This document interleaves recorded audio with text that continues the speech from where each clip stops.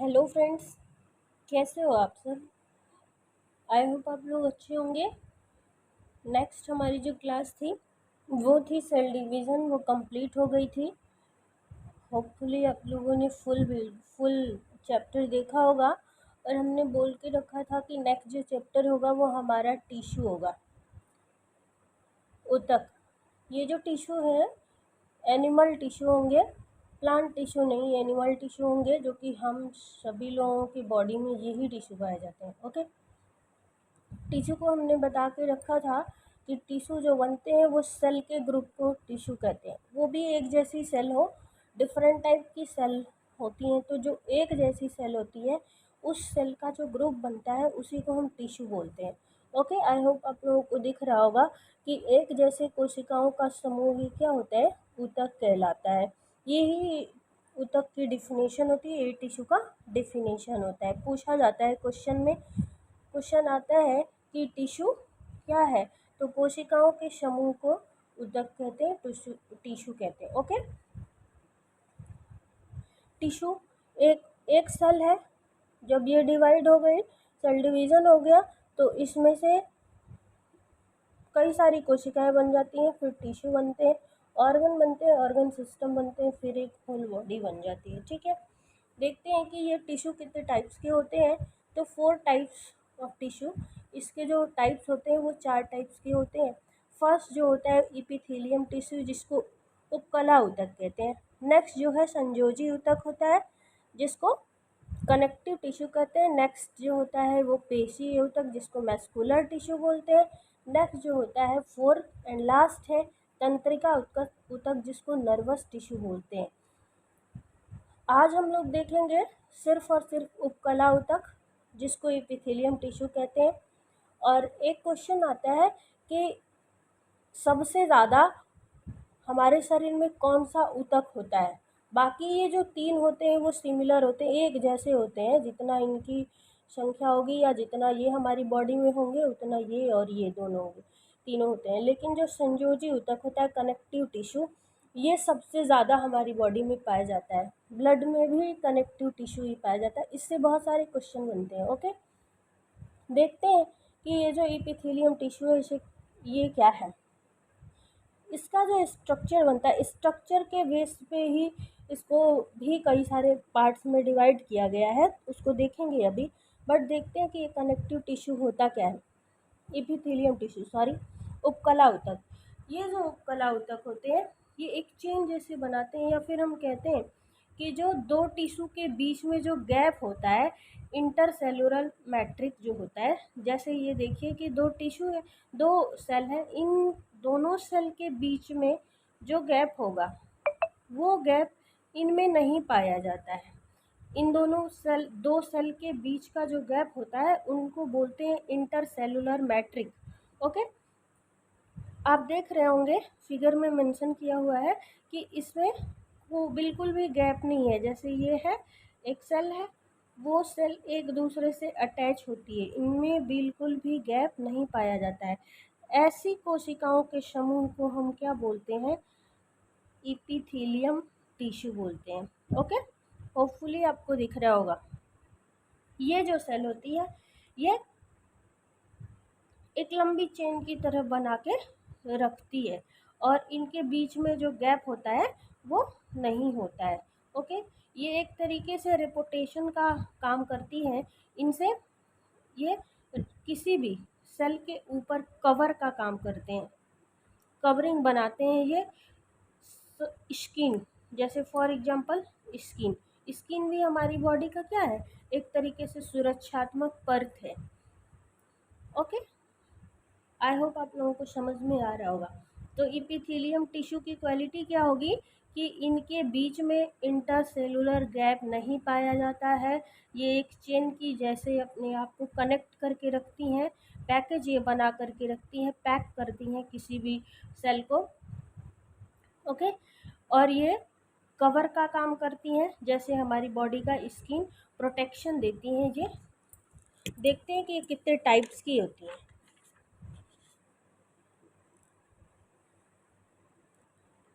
Hopefully आपको दिख रहा होगा। ये जो एपिथेलियम टिश्यू होते हैं इनको 2 पार्ट्स में डिवाइड करते हैं इनके स्ट्रक्चर के आधार पे। इनका जो स्ट्रक्चर होता है उस बेस पे हम इनको 2 पार्ट्स में डिवाइड कर देते हैं। फर्स्ट जो होता है वो सिंपल एपिथेलियम टिश्यू होता है जिसको सरल उपकला ऊतक कहते हैं, और दूसरा जो होता है वो जटिल उपकला ऊतक जिसको कंपाउंड एपिथेलियम टिश्यू बोलते हैं। ओके, सिंपल है, नाम से ही पता चल रहा होगा, और स्टार्टिंग में आपको बता दिया गया कि स्ट्रक्चर के आधार पे ही इनका डिवाइडेशन हुआ है। तो इनमें जो स्ट्रक्चर बनता है वो बिल्कुल सिंपल स्ट्रक्चर बनेगा। इनमें जैसे कोई सेल है, सिंपलिसिटी, ऐसे ये सेल बनती जाएगी बनती जाएगी। लेकिन जो एपिथेलियम टिश्यू होंगे इनका इनका जो स्ट्रक्चर बनता है वो काफ़ी कंपाउंड होता है, काफ़ी जटिल होता है। ये जैसे देखिए एक के ऊपर एक, पता ही नहीं चलता है कि कौन सी सेल कहाँ से बनी है, कुछ भी नहीं पता चल रहा है कि कौन सी सेल। ऐसे देखिए पता चल रहा है। अब इसको काउंट करना काफ़ी डिफ़िकल्ट हो जाएगा, बट इनको हम सिंपलिसिटी इस तरीके से कर सकते हैं। ये काउंट वाला नहीं, बस ऐसे मैं आपको बता रही हूँ समझने के लिए कि जैसे इनको काउंट करना है तो आप आराम से कर सकते हैं, बट इनको अगर काउंट करना होगा तो इसमें थोड़ी प्रॉब्लम होगी। नेक्स्ट क्वालिटी इनकी क्या होती है कि इनमें एक ही लेयर होता है।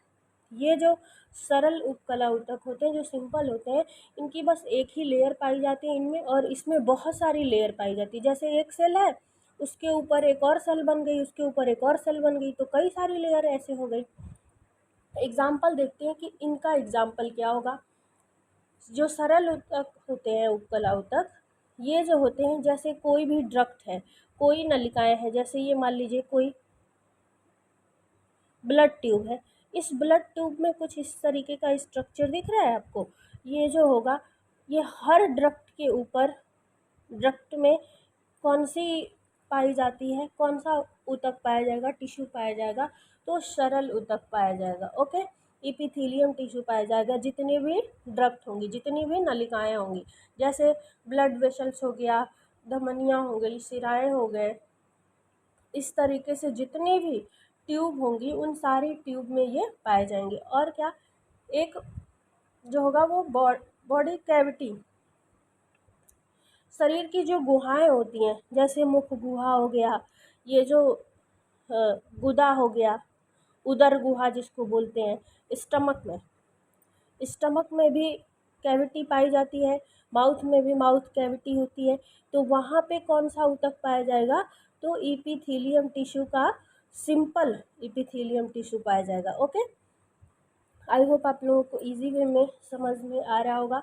और जो इसका एग्जाम्पल है उसका एग्जाम्पल स्किन होगा, क्योंकि स्किन के नीचे कई सारी लेयर्स होती है और स्किन में ये कंपाउंड टिश्यू पाया जाता है। ओके, कंपाउंड टिश्यू को तो किसी पार्ट्स में डिवाइड नहीं किया गया है, लेकिन जो ये एपिथेलियम टिश्यू का जो सिंपल एपिथेलियम टिश्यू है, इसको 3 पार्ट्स में डिवाइड किया गया है। होपफुली आपको दिख रहा होगा, मेंशन किया हुआ है मैंने।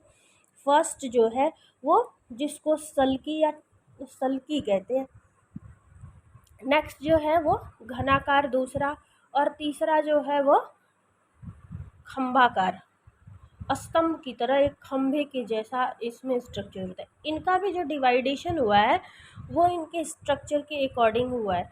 फर्स्ट जो है, जो सल्की है, इसमें क्या होता है, इसमें जो टिश्यू होगी वो टिश्यू हमें एकदम चपटे होंगे। फिगर मैंने मेंशन करके रखा है कि इसके जो टिश्यू होंगे वो कैसे होंगे, चपटे होंगे, और इनके जो होंगे वो क्यूब के आकार के होंगे, जैसे घनाकार होंगे।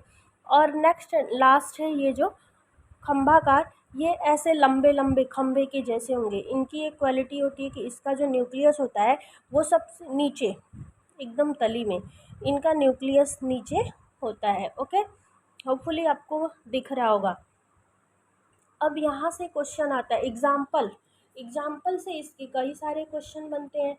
जैसे फर्स्ट है, आपको देख लेना है कि ये जो सल्की है, जो फर्स्ट है जिसको सल्की बोलते हैं, जो कि चपटी होती हैं, ये बॉडी के किस पार्ट्स में पाई जाती हैं, तो शरीर की बाहरी सतह पे। जो ह्यूमन, हमारे शरीर की जो बॉडी के ऊपर जो स्किन है, स्किन के ऊपर जो ऐसे लेयर होगी वहाँ पे ये पाए जाते हैं। रक्त नलिकाओं की दीवार पे, जैसे ये कोई ट्यूब है, ये कोई ट्यूब है, इस ट्यूब में ब्लड सेल, ब्लड सेल की जो ट्यूब है इसमें इस तरीके से ये प्रेजेंट होते हैं। हमारे जो लंग्स है, लंग्स में जो एल्वुलाई होती है वो भी आप देखे होंगे कि पतली पतली स्ट्रक्चर बनी होती है, ऐसे नलिकाएं होती हैं, उसके ऊपर हमारे लंग्स में कुछ इस तरीके से कूपिकाएं, जिसको हिंदी में बोलते हैं एल्वुलाई, ऐसे एल्वुलाई होती है, उसमें भी ये पाए प्रेजेंट होते हैं। गुहाओं के नाजुक आवरण में जितने गुहा होंगे, जितने जैसे जैसे उदर गुहा हो गया, स्टमक, स्टमक का जो आवरण, जो कवर होगा, उस कवर में जो सॉफ्ट कवर होगा उस कवर पे ये प्रेजेंट होते हैं।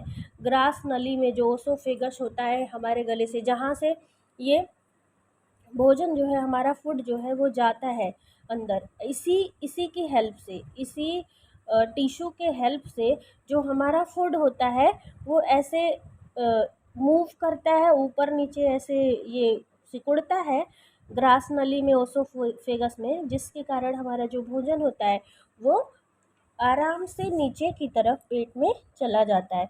मुख गुहा में भी ये प्रेजेंट होते हैं। ये आप एग्जाम्पल को बहुत ठीक से आप देखिएगा और लर्न कर लीजिएगा। ओके, दूसरा नेक्स्ट जो है वो घनाकार, ये कहाँ कहाँ प्रेजेंट होते हैं? लार ग्रंथियों में, जो सलाइवा बनता है, सलाइवी ग्लैंड्स में ये प्रेजेंट होते हैं।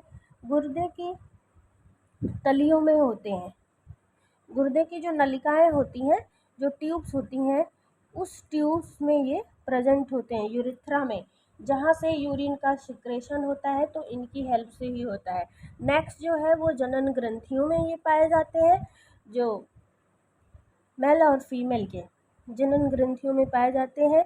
टेस्टिव में और ओवरी दोनों में ये प्रेजेंट होते हैं। ओके, और इनका जो वर्क होता है, मोस्ट इम्पॉर्टेंट फंक्शन जो इनका होता है वो होता है सिक्रेशन करना या फिर अवशोषण करना। ओके, आई होप आप लोगों को समझ में आ रहा होगा। नेक्स्ट जो है तीसरा आता है स्तंभाकार या स्तंभनुमा स्ट्रक्चर। ये भी स्ट्रक्चर के अकॉर्डिंग ही इनका जो फंक्शन होगा वो होगा। आप देख रहे हैं कि जितने भी इनका जो स्ट्रक्चर बनेगा वो ऐसे लंबा लंबा खम्बे के जैसा होता है। इनका सब फर्स्ट क्वालिटी है कि इनके ऊपर कुछ एल्वुलाई बनी होती है, उंगली के जैसी स्ट्रक्चर होती है, उसी को एल्वुलाई कहते हैं, जो कि कहाँ प्रेजेंट होती है? जठर ग्रंथियों में भी पाई जाती है और स्मॉल इंटेस्टाइन में ये बिलाई, नाम सुना होगा आपने कि बिलाई पाई जाती है। ऐसे ऐसे इसका स्ट्रक्चर होता है, इस तरीके से ये बनी होती है, यहाँ पे ये प्रेजेंट होते हैं। होपफुली आपको समझ में आया होगा। नेक्स्ट के जो 2 पार्ट्स और बचे थे, कौन कौन से? एक पार्ट्स कंप्लीट हो गया है। नेक्स्ट जो 3 पार्ट्स बने हुए हैं, जिसको संयोजी ऊतक, पेशी ऊतक, तंत्रिका ऊतक, नेक्स्ट वीडियो में हम लोग देखेंगे, कल की वीडियो में। Okay, thank you so much.